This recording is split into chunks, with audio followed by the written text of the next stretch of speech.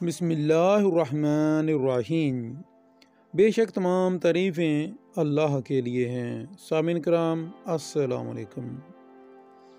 ناظرین کرام، اس ویڈیو میں آپ لوگ دیکھیں گے عثمان بن عفان یعنی کہ حضرت عثمان غنی رضی اللہ تعالیٰ عنہ کے قبول اسلام کا واقعہ کہ کس طرح سے عثمان رضی اللہ تعالیٰ عنہ نے اسلام قبول کیا۔ ناظرین کرام، اس سے پہلے کہ ہم ویڈیو کا باقاعدہ آغاز کریں، میں اپنے نئے آنے والے دوستوں سے گزارش کروں گا کہ جو لوگ ہمارے چینل کی ویڈیو کو پہلی بار دیکھ رہے ہیں وہ اس چینل کو سبسکرائب کر کے ساتھ موجود گھنٹی کے نشان کو دبا دیں تاکہ آپ لوگوں کو ہماری ڈیلی نئی آنے والی ویڈیو کا نوٹیفیکیشن مل سکے، آپ ہماری ویڈیو کو بار وقت دیکھ سکیں۔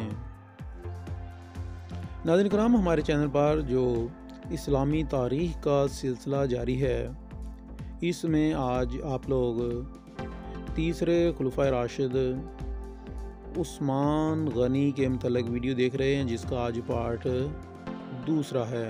پہلے پارٹ میں آپ لوگوں نے عثمان بن عفان رضی اللہ تعالیٰ عنہ کا شجرہ نسب دیکھا تھا اور ان کا نبی کریم صلی اللہ علیہ وسلم سے کیا رشتہ تھا، وہ آپ لوگوں نے پچھلی ویڈیو میں دیکھا۔ اگر آپ لوگوں نے وہ ویڈیو کو مس کیا ہے، وہ نہیں دیکھی ہے، تو اس ویڈیو کو بھی دیکھیے گا،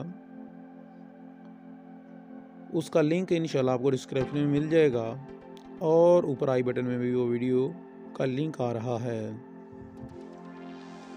ناظرین کرام، حضرت عثمان رضی اللہ تعالیٰ عنہ کا 34واں سال تھا کہ مکہ میں توحید کی صدا بلند ہوئی، یعنی کہ نبی کریم صلی اللہ علیہ وسلم نے نبوت کا دعویٰ کیا۔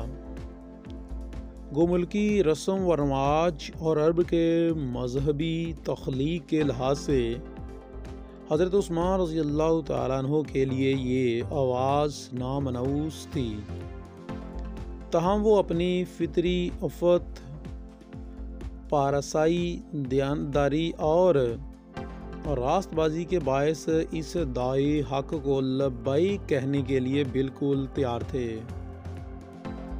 حضرت ابوبکر صدیق رضی اللہ تعالیٰ عنہ ایمان لائے تو انہوں نے دین مبین کی تبلیغ و اشاعت کو اپنا نصب العین قرار دیا اور اپنے حلقہ احباب میں دین اسلام کی تلقین و ہدایت کا کام شروع کیا۔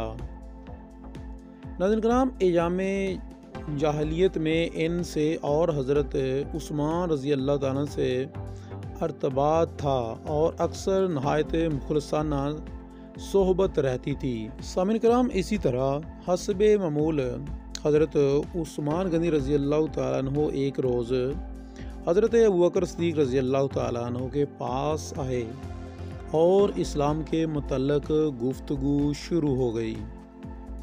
حضرت ابوبکر صدیق رضی اللہ تعالیٰ عنہ کی گفتگو سے آپ اتنے متاثر ہوئے کہ آپ نے بارگاہ نبوت میں حاضر ہو کر اسلام قبول کرنے پر آپ آمادہ ہو گئے۔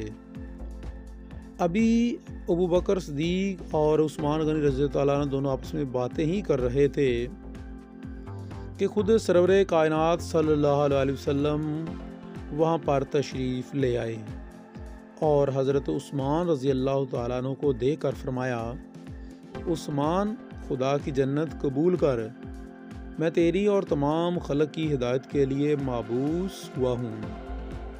حضرت عثمان رضی اللہ تعالیٰ عنہ کا بیان ہے کہ زبان نبوت کے ان سادہ و صاف جملوں میں خدا جانے کیا تاثیر بری تھی کہ میں بے اختیار کلمہ شہادت پڑھنے لگا اور دستے مبارک میں ہاتھ دے کر حلقہ بگوش اسلام لے آیا اور اسلام قبول کر لیا۔ ناظرین کرام، اس موقع پر یہ نکتہ بھی ذہن نشین رکھنا چاہیے کہ حضرت عثمان رضی اللہ تعالیٰ عنہ کا تعلق اموی خاندان سے تھا جو بنو ہاشم کا حریف تھا اور رسول اللہ صلی اللہ علیہ وسلم کی کامیابی کو اس لیے خوف و حسد کی نگاہ سے دیکھتا تھا کہ اس طریقے سے عرب کی سیادت کی بھاگ بنو امیہ کے ہاتھ سے نکل کر بنو ہاشم کے دستے اقتدار میں چلی جائے گی۔ یہی وجہ تھی کہ عقبہ بن ابی معیط اور ابو سفیان وغیرہ اس تحریک کے دبانے میں نہایت ہی سرگرم اور پیش رہے۔